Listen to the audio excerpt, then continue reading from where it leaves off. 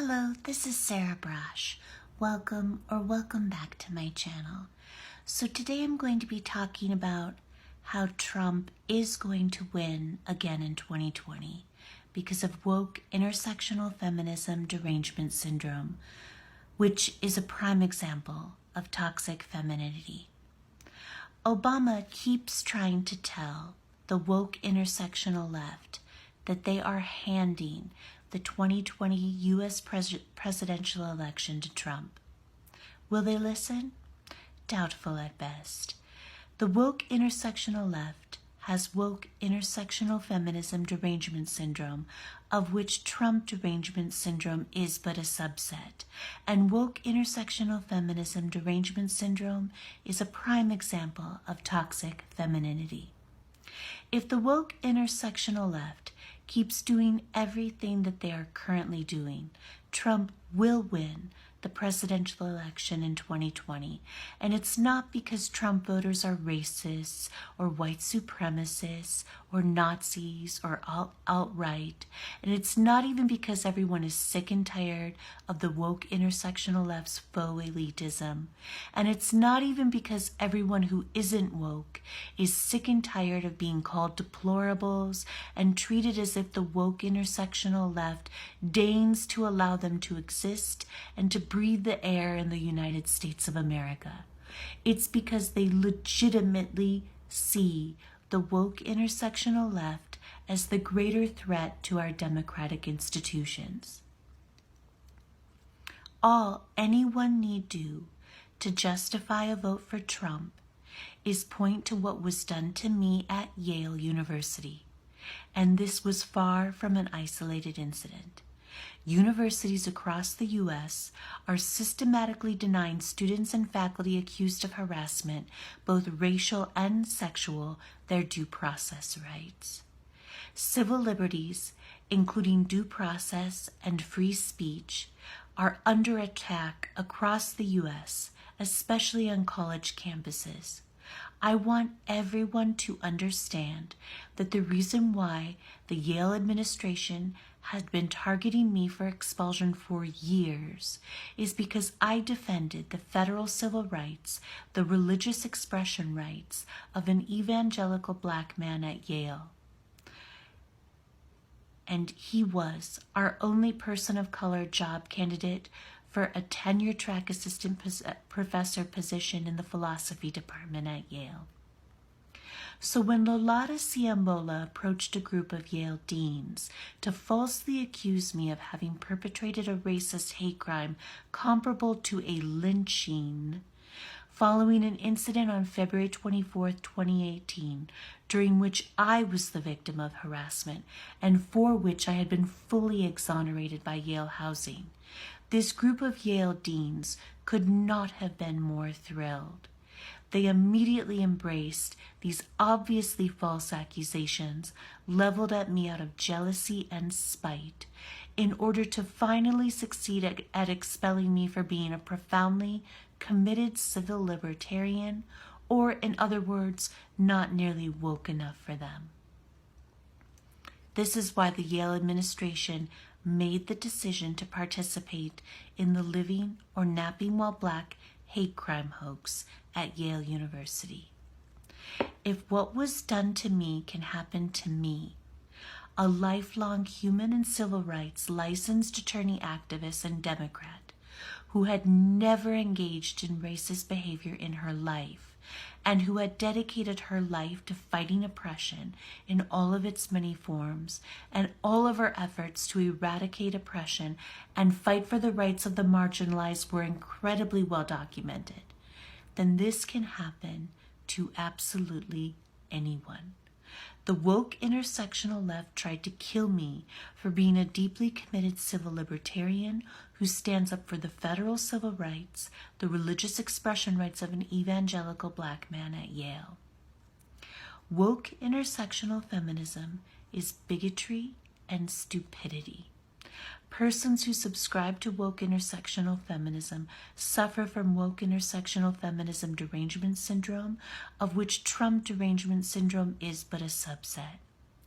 It could not have been more obvious that I was a lifelong and entirely innocent human and civil rights licensed attorney activist. It could not have been more obvious that I was being targeted because of my mental health disabilities.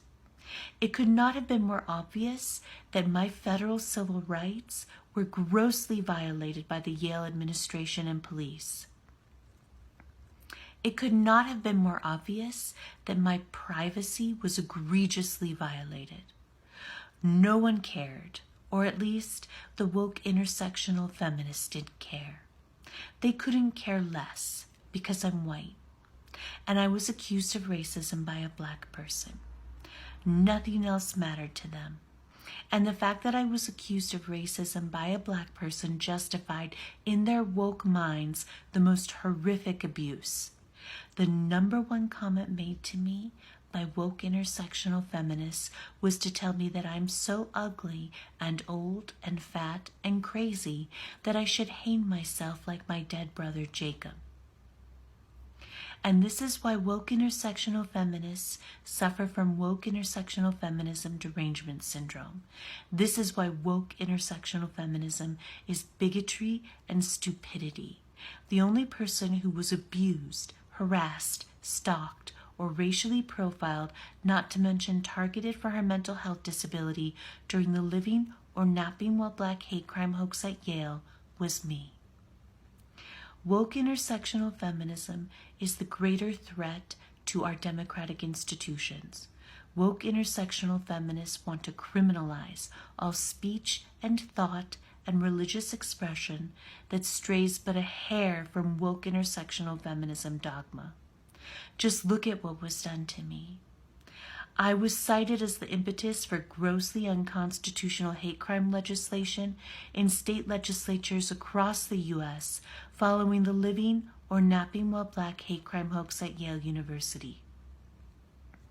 These are laws that criminalize allegedly racist motives for 911 calls, not to mention the fact that I never called 911. But woke intersectional feminists don't let a silly little thing like facts get in their way of promulgating tyranny. A law that criminalizes motive, racist or no, is grossly unconstitutional. Criminalizing motive is criminalizing thought and speech. It is an egregious violation of the First Amendment of the U.S. Constitution. But the woke intersectional feminists don't want to stop there by criminalizing your allegedly racist thought and speech as hate crimes. They don't just want to eliminate due process, because woke intersectional feminist dogma insists that an accusation of racism by a black person against a white person is a condemnation of racism, and any attempt to defend oneself or any demand for due process is just evidence of racism, because it's upholding the status quo of white supremacist social, political, and legal institutions. Due process is white supremacy now. No, this isn't enough. The woke intersectional feminists now want to criminalize your allegedly racist speech and thoughts not just federal hate crimes, but as acts of terrorism. Don't believe me? Rashida Tlaib advocated for as much in front of Congress not long ago. If that isn't tyrannical, I don't know what is. Now, straying but a hair from woke intersectional feminist dogma is an act of terrorism. Destroying innocent human and civil rights activists' careers and lives by perpetrating race and hate crime hoaxes against them and then denying them any due process and now criminalizing their non-crime as an act of terrorism sounds about as tyrannical as you can get. I am telling everyone, if the woke intersectional feminists in academia and the fake news press and the woke intersectional political left do not apologize to me and retract their disgusting lies about me, then I think you have to vote for Donald Trump. And I'm being serious. Then I think you have to vote every Democrat out of office. If they can do this to me, it can happen to you, and it can happen to anyone. I never could have imagined in a million years that this could have happened to me. No one who has ever known me has ever heard or seen me say or do anything racist ever. My life and lifelong human and civil rights, academic and legal careers have been destroyed. People were calling for me to be disbarred, expelled, murdered, raped, even drawn and quartered. Woke intersectional feminism is not actually about anti-racism. It is about acquiring power and control and justifying that power and control by saying that they have inherent moral authority by way of being in an oppressed class. They don't actually care about truth and justice. They certainly don't care about social justice. Woke intersectional feminists saw nothing whatsoever wrong with stigmatizing mental illness and using the most derogatory and bigoted language against me. As long as your victim is white, nothing is out of bounds, no matter how vile the attack. The woke intersectional feminists don't actually care about helping Black people or anyone. If they actually cared about helping Black people, then they wouldn't have destroyed the Living While Black movement with glee and relish for moral outrage, industry, money, and gain by perpetrating and perpetuating race and hate crime hoaxes, especially on college campuses like at Yale. If the woke intersectional feminists actually cared about social justice, then they wouldn't have turned the Living While Black movement into a blood sport targeting vulnerable white women with seeming or obvious mental health disabilities as collective punishment against white women for Trump's election in 2016. This is why woke intersectional feminists have woke intersectional feminism derangement syndrome, which is an acute case of toxic femininity. I can't even tell all of you how much I love you all for everything that you have done for me. You are literally saving my life and career. We will restore civil liberties on college campuses and everywhere, including due process and free speech. I will never stop fighting for justice against Yale and the entire moral outrage industry.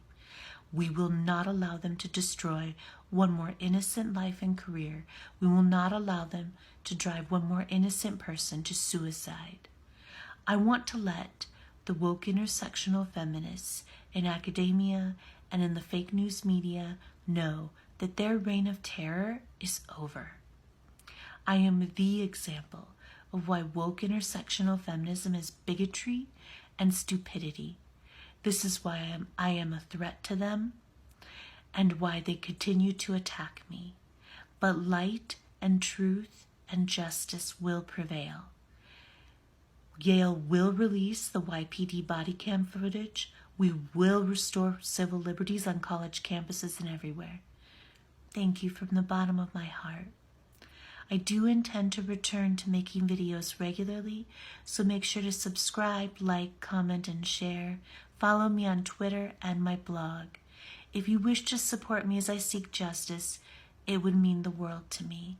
And you can find my PayPal me and GoFundMe links below. Thank you so much. Have a great night.